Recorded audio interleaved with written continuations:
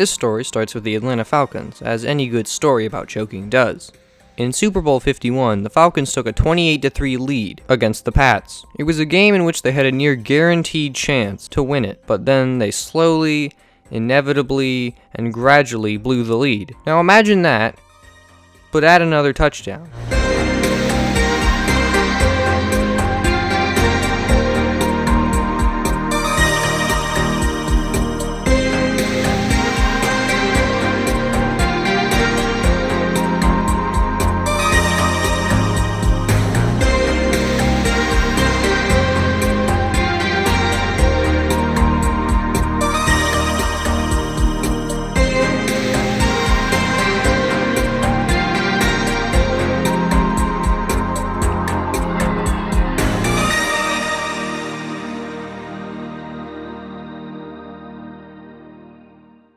It's the 1992 AFC wildcard game, and the Houston Oilers are facing off against the Bills in Buffalo.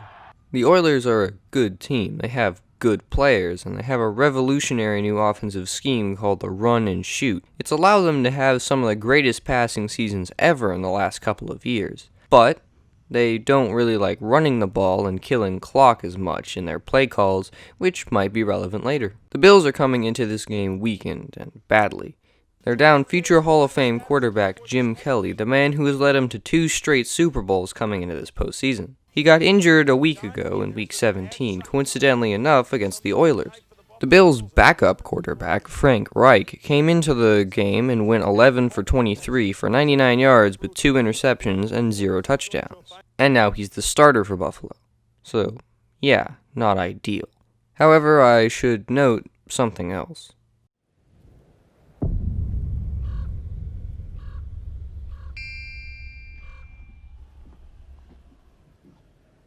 Yeah, it's rewind time. On November 10th, 1984, the Maryland Terrapins trailed the Miami Hurricanes 31-0. But the Terps' backup quarterback came off the bench and came back and gave Maryland the win 42-40. Who was that backup quarterback? Our main man, Frank Reich. In the beginning, things were as expected. The Bills fell down quickly when Haywood Jeffries caught a Warren Moon touchdown pass.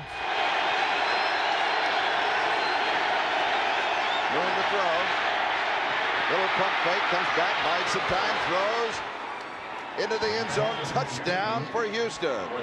Haywood Jeffries. Then the Bills' Steve Christie kicked a field goal, but that was one of the only real positives for Buffalo, as the rest of the first half was not kind to them. Webster Slaughter scored from 6 yards out. Little play action fake in the end zone. Touchdown. Curtis Duncan scored from 26 yards out. Moving on the 4-minute mark, time remaining second quarter. Gibbons across in motion. 2 seconds on the play clock. Moon goes deep, and it is caught. What a catch! Haywood Jeffries scored again from 27 yards out.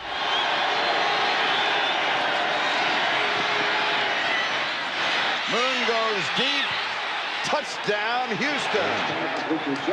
Haywood Jeffries with his second touchdown of the game. And as we go into halftime, we have a score of Houston 28, Buffalo 3. Then, like a minute into the third quarter, Bubba McDowell intercepted this pass off a tip drill situation and ran it back 58 yards for the touchdown. Far sideline is Bubba McDowell, and he will score. Which cemented the Houston lead at 35-3. 35-3. 35-3. 24-0. Wait, who said? Anyway, Buffalo was doomed, right? Completely dead in the water, right? I mean, the biggest comeback in NFL history to this point was a 28-point deficit in a game between the Niners and the Saints in 1980. And even then, that was led by Joe Montana, and that Saints team was 1-15. However, the Bills decided they were going to enforce the Houston football team's choke in the playoffs narrative about 27 years and 9 days before it was considered mainstream. So, Kenneth Davis punched in a 1-yard touchdown. Going through their famous Crocodile Dundee defense. Here is Davis. Heads for the corner and he makes it. The Bills recovered an onside kick that, according to legend, was completely improvised and not scripted at all. kick goes 10 yards. Buffalo scrambles for it. The Bills say they have it. See what the officials say. And Christie's the one that comes up with the ball. Reich threw to Don Beebe, who was closer to Houston than he was an Oilers defensive back, for a touchdown. Reich to throw. Down the side, all alone. Beebe scores. Then Reich slings it to Andre Reed, who stumbles backward a bit, but still ends up for the touchdown. First down at the 26. Reich, nice touch, has another man open. Backpedaling into the end zone is Andre Reed. On the ensuing Oilers drive, Warren Moon throws it a bit too high, and it's intercepted by Henry Jones, which leads to another Andre Reed touchdown. Irrevocably at this point in the game. Still going for it at 4th and 5. Into the end zone, has a man, touchdown.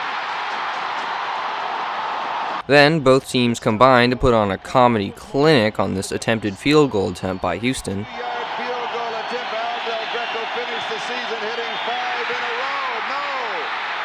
Now the pitch back. The Buffalo Bills take over. They have the ball going down the field. This run is going to go for nothing. The official has already called them down at the 27-yard line. And then it happened. For the third time that day, Reich looked for Reed, found him, and the Bills took the lead, 38-35. Reich to throw. End zone. Touchdown.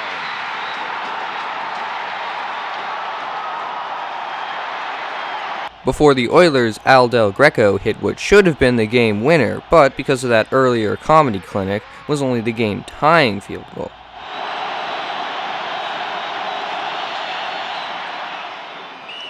And it is good from 26 yards away.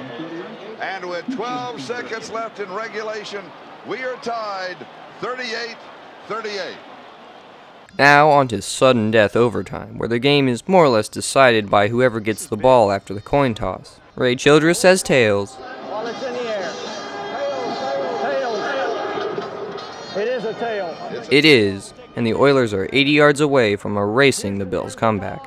Until 2 plays later, when Moon throws the ball right into the hands of Nate Adomez. Moon needs 3 yards, has the time, throws, it is intercepted. Buffalo has the ball. Nate Odom. And then tack on a 15-yard face mask penalty on the run back. Then, 2 plays later, the Bills had completed the greatest comeback in NFL history.